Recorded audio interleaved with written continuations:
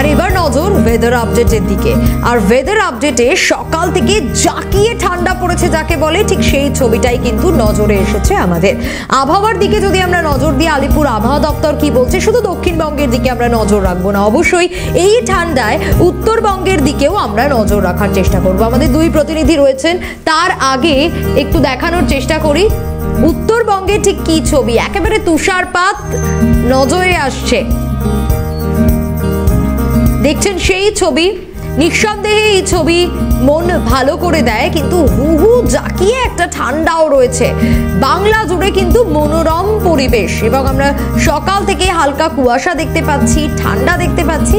আমাদের দুই প্রতিনিধি রয়েছেন আমাদের সঙ্গে, নজর রাখার চেষ্টা করি দুই প্রান্ত থেকে। একদিকে আলিপুর আবহাওয়া দপ্তরের আপডেট তো নেবই, অয়ন রয়েছেন আমাদের সঙ্গে শহর কলকাতা থেকে, অন্যদিকে ফাঁসিদেওয়া থেকে পিকাই রয়েছেন আমাদের অপর প্রতিনিধি আমাদের সঙ্গে। পিকাই, একটু সঙ্গে থাকো, উত্তরবঙ্গের আপডেট তো নেব, তবে তার আগে ওভারঅল আলিপুর আবহাওয়া দপ্তর কি বলছে, এই ঠান্ডা কতদিন থাকবে, কি পরিস্থিতি, বৃষ্টির সম্ভাবনা থাকছে কিনা, অয়নের কাছ থেকে জানবো। অয়ন,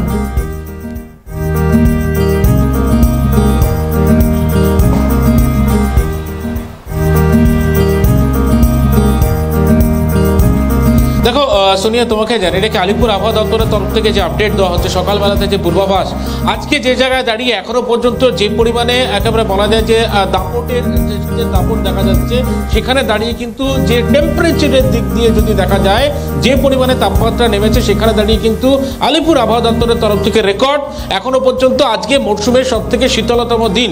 কেন শীতলতম দিন বলা হচ্ছে? তুমি জানো যে কয়েকদিন আগে সর্বনিম্ন তাপমাত্রা ছিল 13.9 ডিগ্রি সেলসিয়াস, কিন্তু সেখান থেকেও দাঁড়িয়ে আরো 1 ডিগ্রি সেলসিয়াস তাপমাত্রা নিচে নেমেছে। সেক্ষেত্রে দাঁড়িয়ে মরশুমের সব থেকে শীতলতম দিন কলকাতার ক্ষেত্রে বলা হচ্ছে আলিপুর আবহাওয়া দপ্তরের তরফ থেকে 12.9 ডিগ্রি সেলসিয়াস, এবং সর্বোচ্চ তাপমাত্রা যেমনটা বলা হচ্ছে যে 22 থেকে 23 ডিগ্রি সেলসিয়াসের মাঝামাঝি থাকবে গোটা সারাদিন।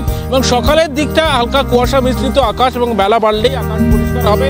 তবে এক্ষেত্রে দাঁড়িয়ে আগামী একেবারে মঙ্গলবার থেকে কিন্তু একটা আবহাওয়ার বদল হবে, এমনটা কিন্তু আলিপুর আবহাওয়া দপ্তরের তরফ থেকে পূর্বাভাস দেওয়া হচ্ছে।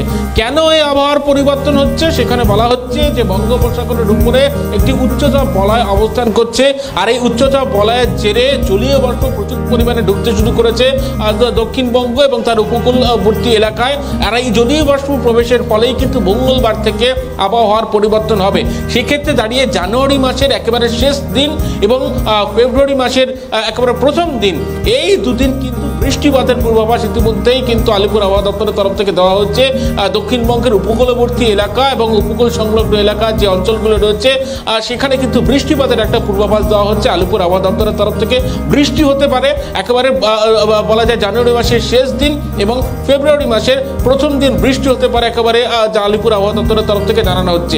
এবং তার পাশাপাশি উত্তরবঙ্গের ক্ষেত্রে যেমনটা বলা হচ্ছে যে দার্জিলিং, কালিম্পং, কার্শিয়াং, সেখানে কিন্তু একটানা এখন পর্যন্ত তুষারপাত চলার যে পূর্বাভাস, সেই পূর্বাভাস দেওয়া হচ্ছে আলিপুর আবহাওয়া দপ্তরের তরফ থেকে। এবং কুয়াশার যে দাপট, সেই কুয়াশার দাপট কিন্তু দক্ষিণবঙ্গের একাধিক জেলাতে থাকবে, এমনটাই জানানো হচ্ছে। তবে বিশেষ করে বলা হচ্ছে যে এই যে একেবারে শীতের আর কতদিন স্থায়িত্ব হবে, সেক্ষেত্রে দাঁড়িয়ে কিন্তু যেমনটা দেখা যেতে পারে, যেমনটা বলা হচ্ছে যে বছরের একেবারে প্রথম মাস, এই জানুয়ারি মাসের শেষ দিন যেমন বৃষ্টির পূর্বাভাস রয়েছে, ফেব্রুয়ারি মাসের প্রথম দিনে বৃষ্টির পূর্বাভাস, সেক্ষেত্রে কিন্তু আরও কয়েকটা দিন এই একেবারে ঠান্ডার আমেজ, ঠান্ডার স্থায়িত্ব কিন্তু বর্তমান থাকবে, এমনটা আলিপুর আবহাওয়া দপ্তর জানাচ্ছে। এবং কোল্ড ডে বলা হচ্ছে উত্তর ভারতের ক্ষেত্রে বেশ কিছু জায়গা কোল্ড ডে। আমি তোমাকে একবারে জানিয়ে রাখি যে কোল্ড ডে বলা হচ্ছে হরিয়ানা, পাঞ্জাব, মধ্যপ্রদেশ, রাজস্থান, এই জায়গাগুলোতে কোল্ড ডে, এবং এছাড়াও উত্তর পশ্চিম ভারতের কিছু রাজ্য কোল্ড ডে। এবং আগামী কয়েকদিনে এই জায়গাগুলোতে তাপমাত্রা যেমনটা বলা হচ্ছে 2 থেকে 3 ডিগ্রি সেলসিয়াসের মধ্যে তাপমাত্রা থাকবে। হরিয়ানা, পাঞ্জাব, উত্তরপ্রদেশ, এই জায়গাগুলোতে ইতিমধ্যে কিন্তু কোল্ড ডে ঘোষণা করা হয়েছে। একেবারে আমরা তো এই আপডেটগুলো নিচ্ছিলাম, অয়ন একটু সঙ্গে থাকো। যখন একেবারে কাঞ্চনজঙ্ঘা থেকে শুরু করে মনোরম পরিবেশ, চারিদিকে তুষারাবৃত ছবি দেখতে পাচ্ছি আমরা উত্তরবঙ্গে, তখন তো পিকাইয়ের কাছে যেতেই হবে। পিকাই, সকাল থেকে মনোরম পরিবেশ পাহাড়ে, ঠান্ডা তো অনেকটা বেশি, তা আর বলার অপেক্ষা রাখে না।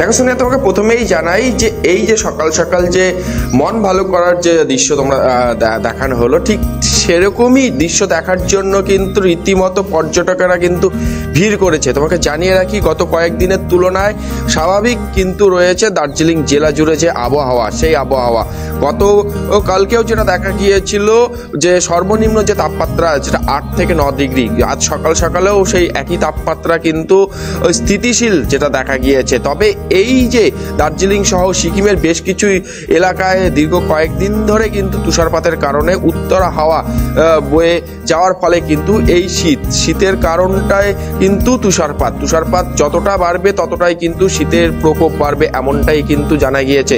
তবে অয়নদা যেটা জানাচ্ছিল, সহকর্মী অয়নদা যেটা জানাচ্ছিল যে দক্ষিণবঙ্গে দিনের পর দিন কিন্তু যে তাপমাত্রা কিন্তু নেমে যাচ্ছে, তার কারণ একটাই, দক্ষিণা হাওয়া, উত্তরবঙ্গের দক্ষিণা হাওয়া এই বয়ে যাওয়ার কারণেই কিন্তু এই কারণে। এবং স্থানীয় যে আবহাওয়া দপ্তর সূত্র যেটা জানা গিয়েছে, হাওয়া অফিস সূত্রে যেটা জানা গিয়েছে যে জানুয়ারির 31 তারিখ এবং ফেব্রুয়ারি মাসের 1 এবং 2 তারিখে কিন্তু বৃষ্টিপাত হতে পারে। তবে এই বৃষ্টিপাত হলে কিন্তু কিছুটা হলেও সমস্যায় পড়বে সাধারণ মানুষ এবং জাঁকিয়ে পড়তে পারে শীত।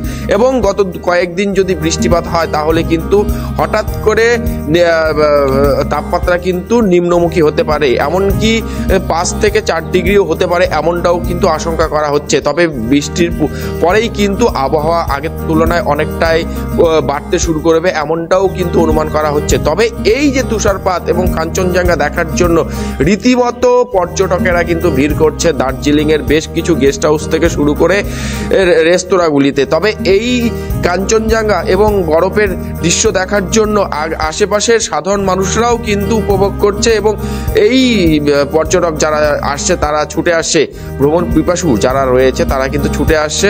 এর ফলে পর্যটকদের পাশাপাশি যে সমস্ত শীত বস্ত্র বিক্রেতা যারা রয়েছে তাদেরও ব্যবসা কিন্তু রমরমা, কারণ গত কয়েকদিন আগে ডিসেম্বর মাসে যেটা দেখা গিয়েছিল দার্জিলিংয়ে সেমনভাবে শীত না পড়ায় কিন্তু শীত বস্ত্র বিক্রেতা যারা রয়েছে তাদের মাথায় হাত পড়েছিল।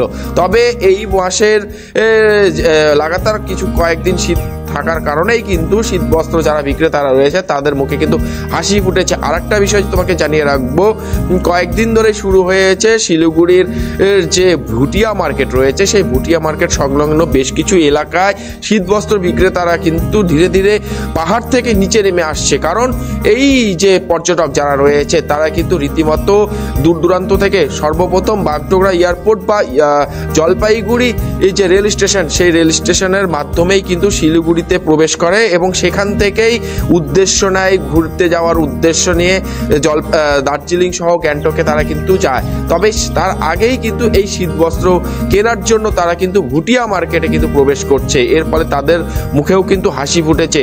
তোমাকে আরও একটা বিষয় তোমাকে জানিয়ে রাখবো যে যদি 31শে জানুয়ারি বা ফেব্রুয়ারি মাসের 1-2 তারিখে যদি বৃষ্টি হয় তাহলে কিন্তু কুয়াশার দাপট আগের তুলনায় অনেকটাই বাড়বে, এমনটাই কিন্তু হাওয়া অফিস সূত্রে কিন্তু জানা গিয়েছে।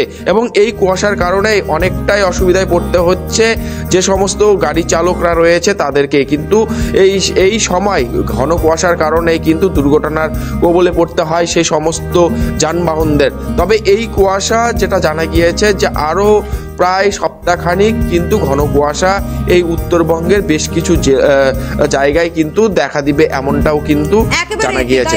বলছিলে, ধন্যবাদ জানাবো তোমাকে, ধন্যবাদ জানাবো তারই পাশাপাশি অয়নকেও।